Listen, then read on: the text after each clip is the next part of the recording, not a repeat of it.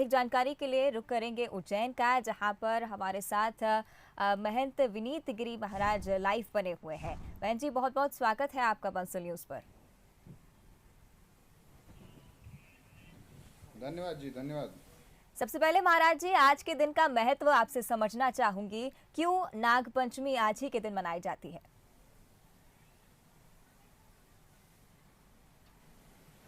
जैसा कि आपको ज्ञात है, सबसे पहले तो आपके सभी दर्शकों को नागपंचमी के पावन पर्व की बहुत बहुत शुभकामनाएं और बहुत बहुत आशीर्वाद। भगवान नागचंद्रेश्वर की कृपा आपके सभी दर्शकों के ऊपर बनी रहे, सब लोग स्वस्थ रहें, जी। मेरी बहुत बहुत शुभकामनाएं। जैसा कि आपने प्रश्न किया कि आज ही के दिन नागपंचमी क्यों मनाई जाती है, तो हमारी ज्योतिषी गणना के अनुरूप, शास्त्र परंपरा के अनुरूप पूरे की गई है उसी। और तो शिव को भगवान शिव का आभूषण माना जाता है, तो शिव के आभूषण के रूप में भगवान नागचंद्रेश्वर की का पूजन होता है।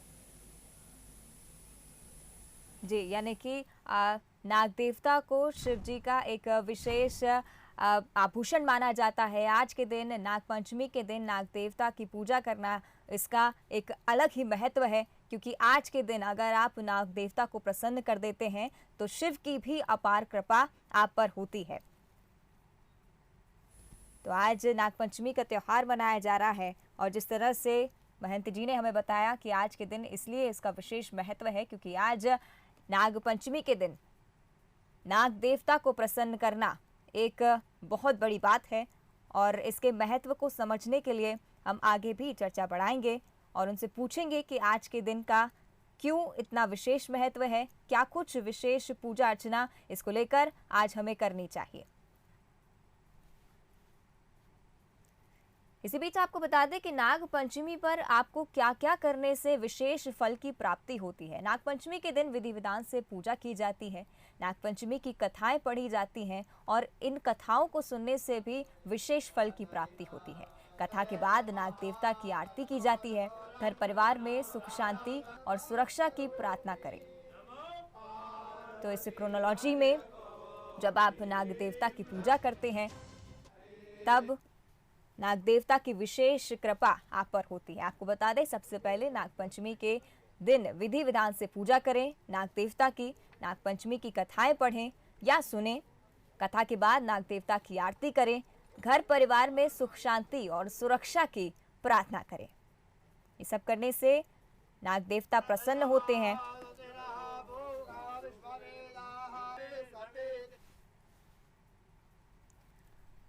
चलिए एक बार फिर विनीत गिरी महाराज जी से हम प्रश्न करेंगे, जानेंगे उनसे। विनीत जी, मैं आपसे समझना चाहूंगी, क्या कुछ विशेष महत्व है आज के दिन का, साथ ही विशेष पूजा किस तरह से की जाती है नाग देवता की आज?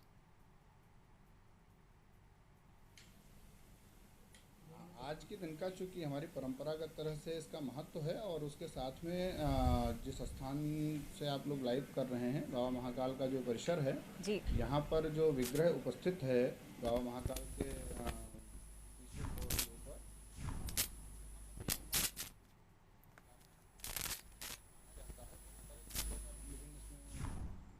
शायद थोड़ी सी टेक्निकल एरर्स की वजह से उनकी आवाज़ हम तक नहीं पहुंच पा रही है। आगे हम उनसे प्रयास करेंगे जुड़ने का, लेकिन आपको बता दें विशेष पूजा आज के दिन की जाती है। कथा के बाद नाग देवता की आरती करने का एक विशेष महत्व है। घर परिवार में सुख शांति और सुरक्षा की प्रार्थना करें।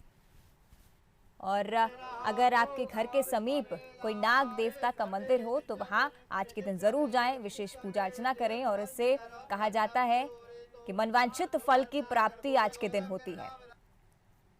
बता दें, कथा के बाद नाग देवता की आरती करें, कथा पढ़ें।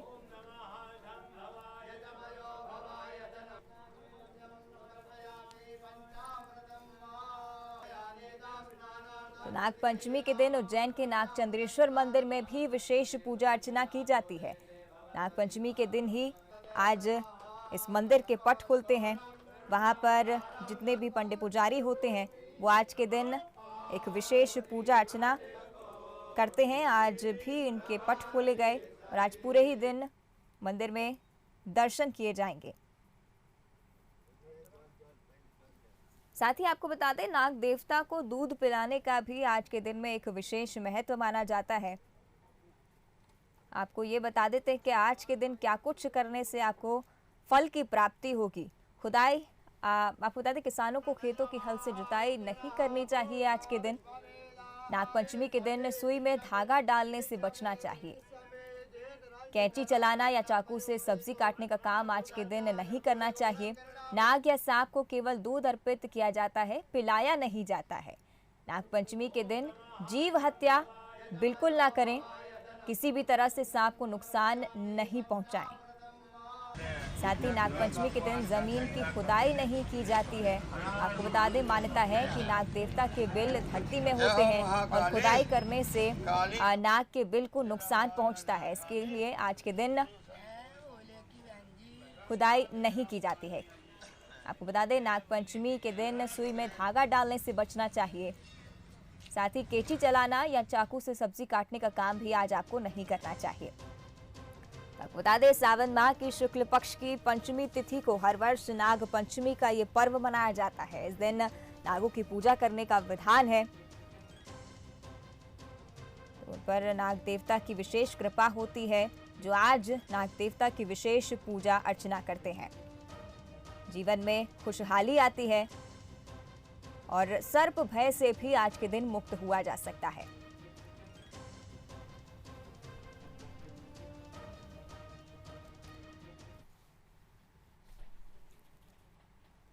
तो महाराज जी से एक बार फिर हम चर्चा में जुड़ेंगे। विनीत जी, आपसे आप समझना चाहूंगी कि किस तरह से विशेष पूजा अर्चना की जानी चाहिए आज नाग देवता के मंदिर में।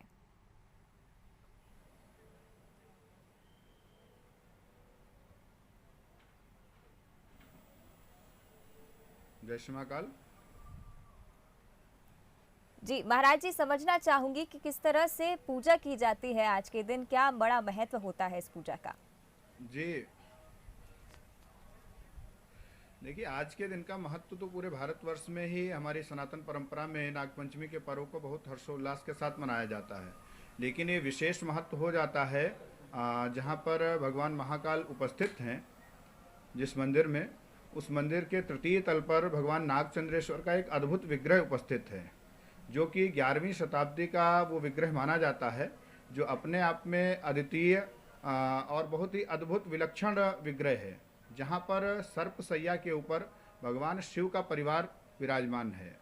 अक्सर हमने देखा है कि शेष सैया पर भगवान विष्णु और माँ लक्ष्मी का विग्रह तो हमें मिलता है, लेकिन भगवान शिव का परिवार सर्पसैया पर हो ऐसा देखने को बहुत कम मिलता है। लेकिन और पूरे भारत में कहीं भी अन्यत्र इस तरह का विग्रह हमें देखने को नहीं मिला है।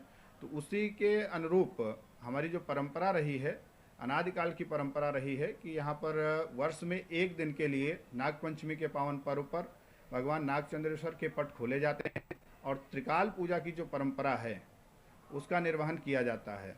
तो उसी परंपरा का निर्वहन करते हुए हम लोगों ने भी श्री पंचायती अखाड़ा महानिर्वाणी के महंत प्रतिनिधि के रूप में जो महाकाल के परिसर में उपस्थित महंत गादी है, उसके जो भी प्रतिनिधि होते हैं वही वर्ष में एक बार पट खोलते हैं। उसी परंपरा का निर्वहन करते हुए हम लोगों ने मध्य रात्रि में पट खोले। भगवान नागचंद्रेश्वर का षोडशोपचार पंचोपचार पूजन हम लोगों ने किया। उसके पश्चात निरंतर अभिषेक की परंपरा जारी है और उसके पश्चात में अभी मध्याह्न में 12 बजे भगवान नागचंद्रेश्वर को भोग लगाया जाएगा, शासकीय प्रशासनिक पूजन होगा। उसके पश्चात शाम को 7 बजे फिर शासकीय आरती होगी, बाबा महाकाल की आरती, उसके पश्चात भगवान नागचंद्रेश्वर की आरती और फिर रात्रि भर पूजन होगा। और कल रात्रि 12 बजे यानी कि आज रात्रि 12 बजे पट पुनः बंद कर दिए जाएंगे और फिर अगले साल वो पट खोले जाएंगे। तो ऐसी परंपरा यहाँ की मान्यता रही है। आम दिनों में यहाँ पर लाखों लाख श्रद्धालु आते थे, 4 से 5 लाख की संख्या में श्रद्धालु आते थे, दर्शन करते थे, भगवान नागचंद्रेश्वर का आशीर्वाद प्राप्त करते थे। चूँकि कोविड काल है और शासन प्रशासन की जो भी गाइडलाइंस हैं उनका पालन करते हुए जनहित को ध्यान में रखते हुए ये निर्णय प्रशासन ने लिया है। हम लोग उसकी भी पूरी पालना कर रहे हैं। हमारी जो परंपरागत त्रिकाल पूजा है वो निरंतर जारी है, लेकिन जो श्रद्धालु आते थे, दर्शन अर्चन करते थे, वो कोविड के कारण संभव नहीं हो पाया है। तो इसलिए आपके सभी दर्शकों से, सभी श्रद्धालुओं से मेरा एक आग्रह भी है कि आप जहाँ पर भी हैं भगवान नागचंद्रेश्वर का ऑनलाइन दर्शन करें। बहुत सारे लिंक प्रशासन के माध्यम से, प्रबंधन कमेटी के माध्यम से और हमारे बंसल न्यूज़ के माध्यम से आप सब लोग ऑनलाइन दर्शन करते रहें और भगवान नागचंद्रेश्वर का ध्यान करें जहाँ पर भी हैं। जैसा कि आपने भी बताया कि जीव हत्या इत्यादि से हमें बचना चाहिए। जो हमारी परंपराएं हैं, व्यवस्थाएं हैं, उनका पालन करते हुए भगवान नागचंद्रेश्वर से प्रार्थना करनी चाहिए कि हमारे पूरे परिवार को प्रसन्न रखें और सुखी रखें, आनंद में रखें। यही प्रार्थना बाबा से करनी चाहिए। महाराज जी, आपने अभी मंदिर का महत्व बताया। नागचंद्रेश्वर मंदिर के पट नागपंचमी के दिन ही खोले जाते हैं। कोई विशेष वजह इसके पीछे? जी जी, नहीं, इसकी विशेष वजह कई सारी कथानक हैं, संतों के कई सारे इसमें मत हैं और सबसे महत्वपूर्ण है कि ये परंपरा रही है, अनादिकाल की परंपरा रही है कि वर्ष में सिर्फ एक दिन के लिए 24 घंटे के लिए नागपंचमी के पावन पर्व के ऊपर ही वो पट खोले जाते हैं और वहाँ पर 2 विग्रह उपस्थित हैं। एक भगवान नागचंद्रेश्वर का विग्रह उपस्थित है जिसमें आप देखेंगे सर्प सैया के ऊपर भगवान शिव का पूरा परिवार विराजमान है और भगवान सिद्धेश्वर के रूप में, पिंडी रूप में भगवान शिव की उपस्थिति वहाँ पर है। और ऐसी मान्यता रही है कि इस स्थान पर हमने संतों से सुना है और जब हम पट खोलते हैं तो ये घटना भी घटित होती है कि लमसम प्रतिवर्ष हमें वहाँ पर तक्षक नाग के रूप में वो जो उनका केचल होता है वो हमें देखने को मिलता है। और कई बार संतों का ऐसा मानना है कि यहाँ पर तक्षक नाग की उपस्थिति रहती है। कई बार जो श्रद्धालु होते हैं, सौभाग्यशाली होते हैं, उन्हें वो दर्शन भी देते हैं। बिल्कुल। महाराज जी, आज के दिन सभी चाहते हैं कि विशेष पूजा अर्चना के द्वारा माना जाता है नाग को, उनको प्रसन्न करने के लिए विशेष पूजा अर्चना की जाए। आपसे समझना चाहूंगी किस विधि से पूजा करें कि नागपंचमी के दिन नाग देवता को प्रसन्न किया जा सके। हमारी वैदिक पद्धति में पंचोपचार, षोडशोपचार पूजन की पद्धति है जो आप अपने टीवी पर भी लाइव चला रहे हैं। इसी पद्धति से हमें पूजन करना चाहिए। षोडशोपचार, पंचोपचार, पत्र या फिर पत्रम पुष्पम फलम तोयम, जो हमारा सिद्धांत है, जो हमारी शास्त्रीय मान्यता है, उसके अनुरूप हमें पूजन करना चाहिए और संकल्प लेना चाहिए। सबसे महत्वपूर्ण हमें संकल्प लेना चाहिए कि कभी भी आज के दिन हम संकल्प लें नाग देवता को साक्षी मान करके कि हम सब लोग जीव हत्या से बचेंगे, समाज के कल्याण के लिए कार्य करेंगे। ये अत्यंत आवश्यक है। बिल्कुल। कुछ लोगों को महाराज जी तमाम परेशानी भी आती है, मंदिर तक लोग नहीं पहुंच पाते हैं, या फिर अगर नाग देवता का मंदिर अगर समीप नहीं है तो किस तरह से पूजा अर्चना की जाए? देखो, हमारे यहाँ हर समस्या का समाधान सनातन में बताया गया है। अगर आप मंदिर तक नहीं पहुंच पा रहे हैं या मंदिर आपके पहुंच से दूर है, दूरी पर हैं या कहीं ऐसे स्थल पर हैं जहां पर पूजन करना संभव नहीं है, तो आप ध्यान करते हुए भगवान नागचंद्रेश्वर का, चूँकि आप लोग लाइव भी चला रहे हैं और भी कई जगह विग्रह मिल जाता है, भगवान नागचंद्रेश्वर का ध्यान करते हुए हमें अपनी भावना से, भावग्राही जनार्दना परमात्मा भाव का भूखा होता है, भावना के साथ में षोडशोपचार पूजन करना चाहिए। बिल्कुल। महाराज जी, सर्प दिखना, और यहाँ पर जो परिसर में विग्रह है, ऐसी हमारी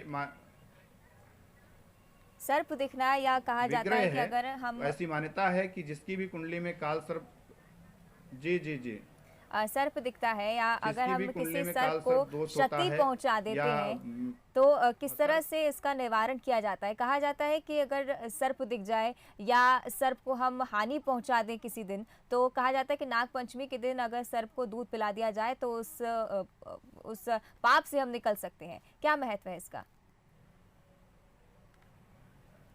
नहीं, ये प्रायश्चित के लिए होता है। सर्प तो वैसे दूध नहीं पीता है, जहाँ तक मुझे पता है। सर्प को दूध अर्पित किया जाता है, अपनी भावना अर्पित की जाती है। सर्प दूध नहीं पीता है। अच्छा। और ये प्रायश्चित के लिए होता है। अगर हमसे गलती से कोई भूल होती है, तो निश्चित रूप से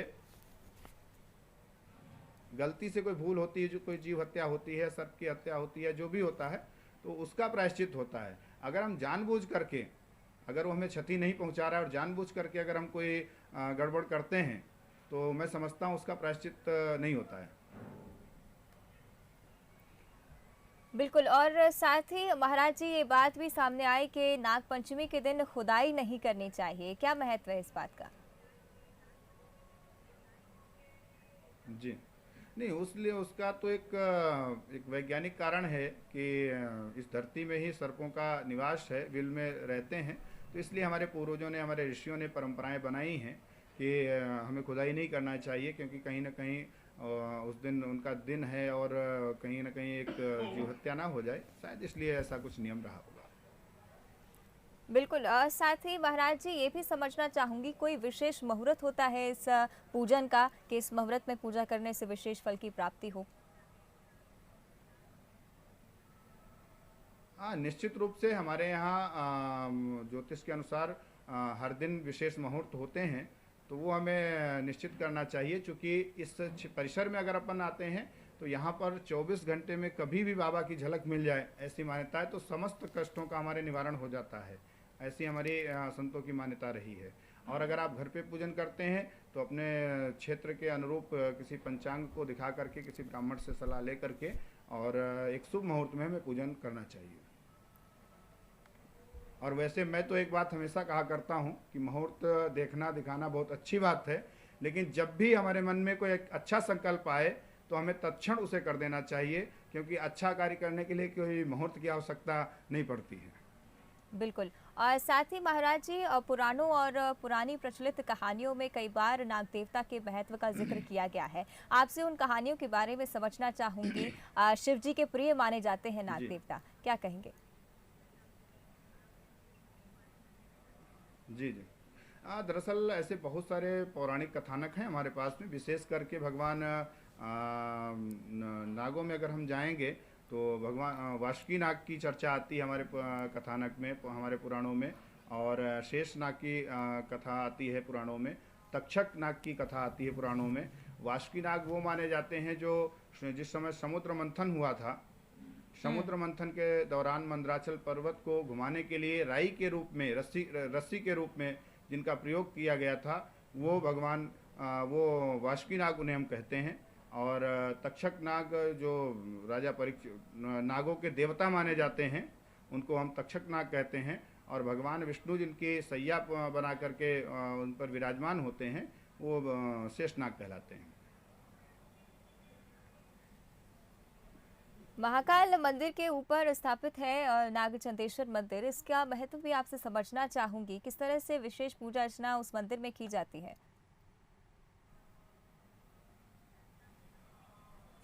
इस मंदिर की मान्यता जो रही है, ये विग्रह जो है वो 11वीं शताब्दी का माना जाता है। हम्म। और ये संतों से अक्सर सुनने को मिलता है कि नेपाल से ये विग्रह आया था, और कहीं पर भी इस तरह का अन्यत्र विग्रह हमें देखने को पूरे भारत में किसी भी मंदिर में देखने को नहीं मिलता है।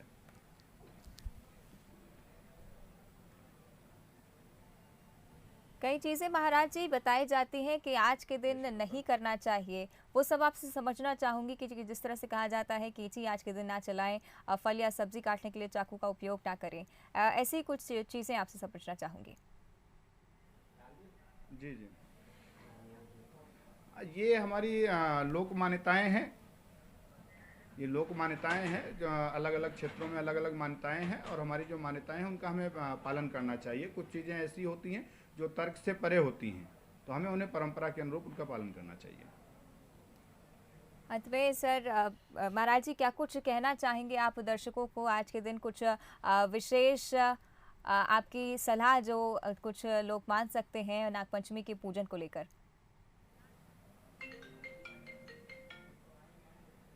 हाँ, आज के दिन सबसे पहले तो चूंकि कोविड की विभीषिका हम सब ने देखी है, तो मैं तो भगवान नागचंद्रेश्वर से एक ही हमने मांग की है कि शीघ्र अतिशीघ्र इस कोरोना की महामारी से पूरे विश्व को छुटकारा मिले, हमारे भारत राष्ट्र को छुटकारा मिले।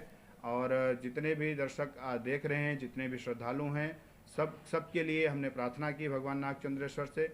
जो लोग अपने घरों में बैठे हैं, जिन जिन भी परिस्थितियों में हैं, यथासंभव नाग देवता की आराधना करनी चाहिए, उनका ध्यान करना चाहिए, उनका वंदन अभिनंदन करना चाहिए। महाराज जी, कोरोना भगवान का आपने जिस नागचंद्रेश्वर तरह से से यही जिक्र प्रार्थना किया, है मैं आपसे कि समझना सभी चाहूंगी लोगों के कि जीवन में मंदिर खुशहाली में आए। कोरोना का किस तरह से असर आप देख पा रहे हैं इस बार? क्या भीड़ है लोगों की, वहां दर्शन करने पहुंच रहे हैं? नहीं, निश्चित रूप से मंदिर तो पूरी तरह से प्रभावित है कोविड के कारण, क्योंकि महाकाल मंदिर परिसर का सबसे बड़ा पर्व नागपंचमी के रूप में मनाया जाता है, जिसमें 4 से 5 लाख की संख्या में श्रद्धालु उपस्थित होते थे। 24 घंटे में 4 से 5 लाख श्रद्धालु दर्शन करते थे भगवान नागचंद्रेश्वर का और अपना पत्र पुष्प अर्पित करते थे। पंचामृत से स्नान कराते थे। बहुत सारी जो परंपराएं हैं उन सब में सम्मिलित होते थे। लेकिन कोविड के कारण जो भी शासन प्रशासन की गाइडलाइंस आई हैं, जनहित में जो भी उन्होंने निर्णय लिए हैं, तो उसमें दर्शन श्रद्धालुओं के लिए पूर्णतः प्रतिबंधित रखा गया है। सिर्फ श्री पंचायती अखाड़ा महानिर्वाणी के महंत होने के नाते मैं और मेरे साथ जो मेरे सहयोगी हैं, सिर्फ वो 8-10 लोग जाकर के जो परंपरागत हमारी पूजा है उन परंपराओं का निर्वहन किया जा रहा है। श्रद्धालु सिर्फ और सिर्फ ऑनलाइन दर्शन कर पा रहे हैं। बिल्कुल, चलिए बहुत बहुत धन्यवाद महाराज जी इस पूरी चर्चा के लिए। तमाम विशेष जानकारियां आज आपने हमारे साथ साझा की और निश्चित रूप से हमारे दर्शकों को भी बहुत बहुत आशीर्वाद। जय श्री महाकाल। बिल्कुल फल मिला होगा इसका।